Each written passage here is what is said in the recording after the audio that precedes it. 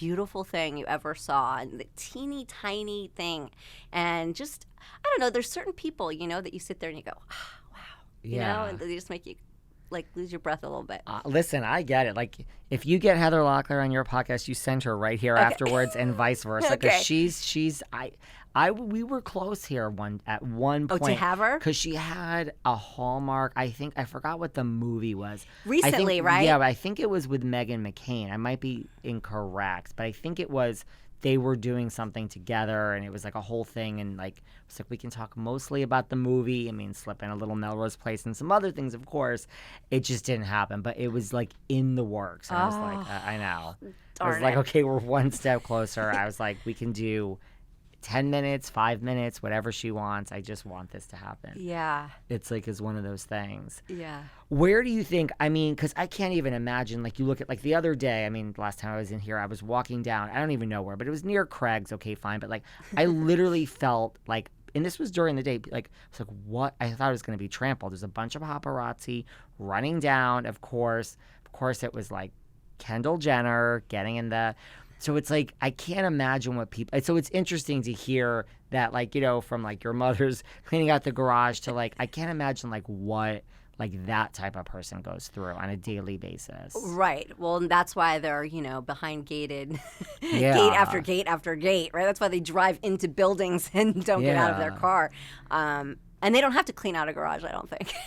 I mean, I wouldn't think that they would have to. But it's kind of one of those things, like, I had to do it because I had to go through my mom's stuff. Yeah. I had to make sure, you know, documents were shredded. I needed to, like, get all, you know, the pictures. I needed to, there's some things you can only do yourself, in my opinion. And that's just, you know, I had to do it. I mean, it's like you said, like, I don't think I would notice, you know, unless someone's there or trailing you, but I don't think I would notice if someone was taking pictures of me. And they, you know, they can be quite far away and you don't even know. So it's... Wow. You know. I wonder if that will ever change. You know what I mean? Or, I mean, look, there's the whole, like, let's stage photo ops and sell them, and we're both in on it. Did you ever do that? Not really. And no shade to anyone that does that. Oh, I think yeah, it's of course brilliant. not. No, I mean, the most I have ever done is, like, go to a red carpet to be, you know, photographed, because I was always, like, so deathly shy of everything. So red carpets were horrifying for me. Like, I feel like I'm shaking and I'm like, oh, it's so weird. And, you know, so to go and, you know, be photographed, like, on purpose, it's not me. Your thing. No. So that's why they catch me in the garage. Right. Maybe if I do go do some of these things, I won't have those creepers. But I think that times are changing. I don't think people want to see, like, you looking your worst, you know, because, you know, it's like, oh, you took 100 pictures, probably some of them are decent, and then you get the one where, like, the wind's blowing and you're like, right. You know, it's just like, just stop. I don't think people really enjoy seeing that anymore. I think those days are kind of over. You do. Yeah. I don't think, because especially by reading the comments, people were like, just stop, knock it off, leave these people alone. So it's like, I don't think people are so interested in that anymore. Those days of, like, the National Enquirer and, you know, really ripping people apart, I think it's kind of over. I mean, people are tragic by themselves.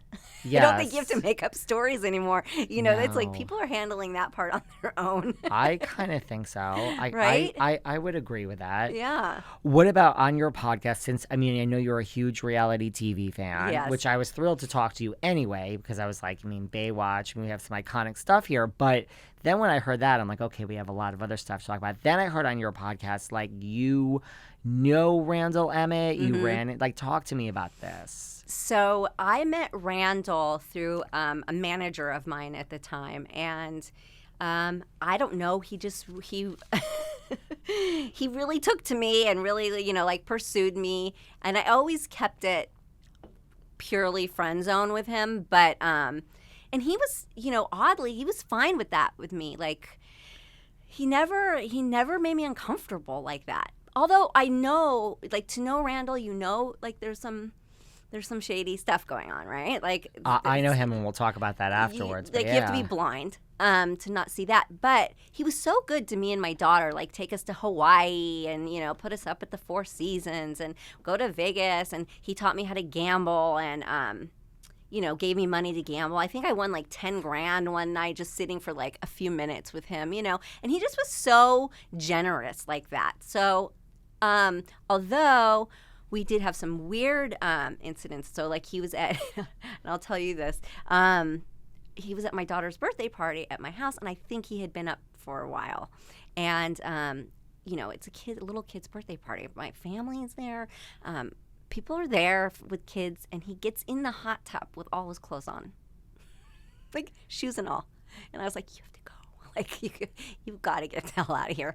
So that was sort of the end of like, okay, I can't do this. This is like crazy. My parents are looking at me like, who do you have here? What is going on? So it was so embarrassing. I was like, get out of here. You just got to go. When you say up all night, I'm assuming you are implying that he showed up coked out. I mean, it's something, whatever he was doing. He definitely wasn't well rested and wasn't in his like, sober state of mind. And then, so he was at your daughter's. First of all, when did you meet him? Like, how old were you? Was this like way back? Was this before Lala? Yes, way before Lala. Like, were you in your 20s, 30s? In my 30s. Because my oldest was probably like 9 or 10, and she was born in 98. So it was, I was in my 30s. And he was similar age. Not a big age difference. Not a big, and I always wanted it to work, like in a way, because he does have a good heart. Like there is a good heart in there. And so it always just made me feel so bad that like all these unfortunate moves on his part because. And he like pursued, like he wanted to pursue you, or yes, he tried at that always, time? Yeah, Wow. always. But then he would treat us really well. Like I remember, like a heater in my home had caught on fire and like burned the roof. The next day there was a guy at my house with like installing a brand new heater sent by Randall. Like just stuff like that was like really thoughtful. And I was like, God, I wish I could go there. But I mean, luckily, now we know why it didn't happen. But he just was he was good to us like that, and kind and thoughtful, and you would say, like, he would try things and you would say no, and he would say okay. Yeah, and he wouldn't really even try. I think he was a little intimidated to try, because he knew how I felt, and he still just wanted to hang out and be around. And it was funny because he had texted me one night. It was like a Friday night, and it was a weird random, like, send me pictures. And I was like, send you pictures of what? Like, are you crazy? And I was like, oh, good night. And the next day, I had a birthday party at a trampoline park, and I see him. I hadn't seen him in years. And there he is. I'm like, this is so weird. And so he's like, oh, Nicole, I want you to meet Lala. And it was him and Lala and the kids. And that's when I said, oh, now I know who the mystery guy is, because I watched the show.